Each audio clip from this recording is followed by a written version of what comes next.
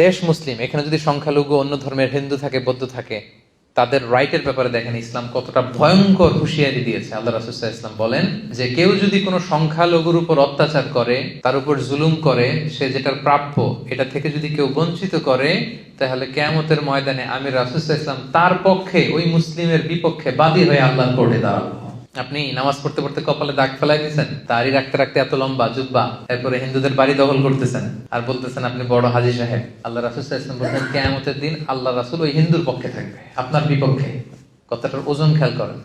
আল্লাহ রাসূল সাল্লাল্লাহু আলাইহি ওয়াসাল্লাম বলেছেন তুমি মুসলিম হও, তুমি হাজী হও, তুমি যেটা হও, তোমার বিপক্ষে থাকবে আমার অবস্থান কিয়ামতের দিন। আচ্ছা, সোজা সাপটা একটা আনসার দেন। রাসূল সাল্লাল্লাহু আলাইহি ওয়াসাল্লাম যদি কারো বিপক্ষে বাদী হয়ে দাঁড়ায়, যার শাফাআত ছাড়া আমরা জান্নাতে ঢোকা কল্পনাই করতে পারি না, তিনি আমার বিপক্ষে আল্লাহর সুপ্রিম কোর্টের ট্রাইব্যুনালে আমার বিপক্ষে, জান্নাতে যাওয়ার কোনো সুযোগ কি আমার সেদিন থাকবে? জন্য খবরদার। সংখ্যালঘুদের ব্যাপার দেখেন ইসলাম কত কঠিন হুঁশিয়ারি দিয়েছে। আমার হিন্দু ভাইরা, এই আলোচনা যদি কেউ আপনারা শুনেন, আপনাদের পক্ষে সে 1400 বছর আগে আপনাদের পক্ষে, আপনাদের রাইটস এর জন্য, আপনাদের অধিকারের জন্য রাসূল সাল্লাল্লাহু আলাইহি ওয়াসাল্লাম লড়াই করেছেন।